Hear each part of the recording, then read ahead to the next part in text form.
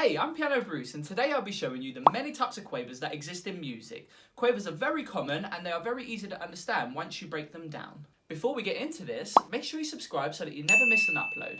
And if you would like to take piano lessons online or in person, feel free to get in touch. Now let's get into this. This is a quaver. It looks a lot like a crotchet, but there is a tail coming out of the right side of the stem.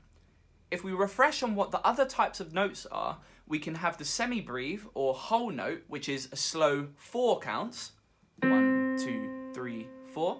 A minim or half note lasting a leisurely 2 counts. 1, 2, 1, 2.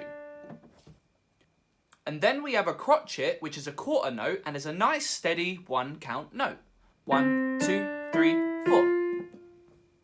If we continue the pattern of cutting the notes in half, we get to a quaver, which is an 8th note or half of a crotchet. You can count these in halves like this. 1 and 2 and 3 and 4 and. Listen to the difference when I play 2 crotchets followed by 4 quavers. 1, 2, 3 and 4 and. Notice how the flow of the quavers begins to get quite catchy, kind of like the beating of a drum.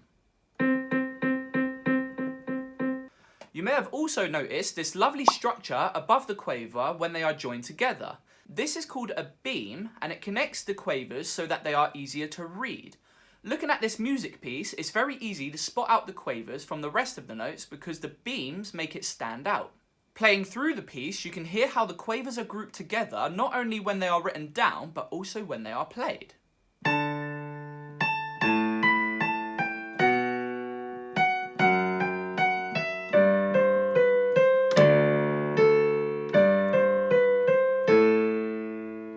Hopefully you're a little familiar with quavers now. And here's where it gets interesting because we can continue halving the lengths of the notes. We know that a crotchet goes into 2 quavers, but a quaver becomes 2 semiquavers. Semiquaver literally means half of a quaver. So when we play these, they are a little bit hurried. To draw a semiquaver, all we have to do is add an extra little flick to the stem of the quaver. Simple.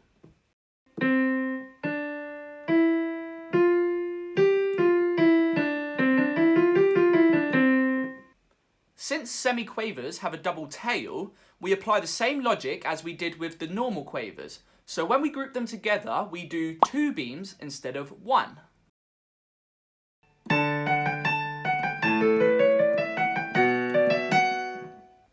So now we've covered quavers and semiquavers. A quaver being half a crotchet and a semiquaver being a quarter of a crotchet.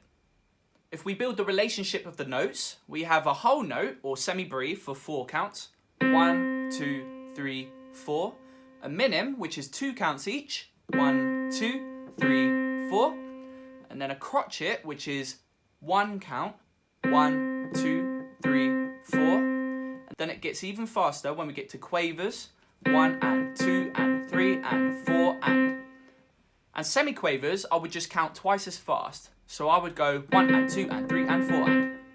It's going to get even faster now because you can still halve semiquavers into demi-semiquavers. Demi being another way to say half, so it's half of a semiquaver. You can fit 8 of these into a single count, which makes them very quick, even if you're playing at a leisurely counting pace. Like before, all we have to do is add another tail to the semiquaver to create demi-semiquavers. And then we add an extra beam if we are grouping them together.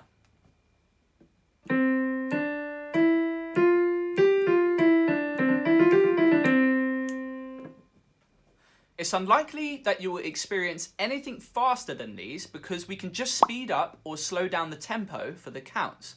Flight of the Bumblebee consists mainly of semiquavers because its pace of counting is vivace or lively, so you have to count it very quick.